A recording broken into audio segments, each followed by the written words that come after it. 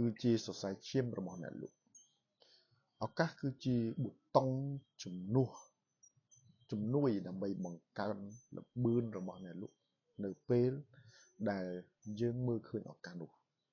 យើងត្រូវតែបន្ថែមល្បឿនសម្រាប់យើងជាអ្នករកស៊ីមិនមែនចេះតែមានឱកាសគ្រប់ពេលវេលាហើយវាមានរយៈពេលវែងទេ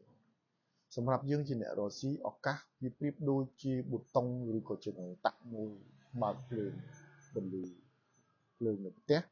នៅទីកន្លែងងឹតអញ្ចឹងយើងអ្នករកស៊ីសំខាន់ណាស់ឱកាសដែលយើងក្តោបបានឱកាសដែលយើងមើលឃើញថាទំនិញយើងអាចយកទៅលក់នៅទីផ្សារបានថាទំនិញរបស់យើងសម្រាប់អតិថិជនដែលគាត់ត្រូវការពេញចិត្តយើងត្រូវតែមានទំនិញនោះ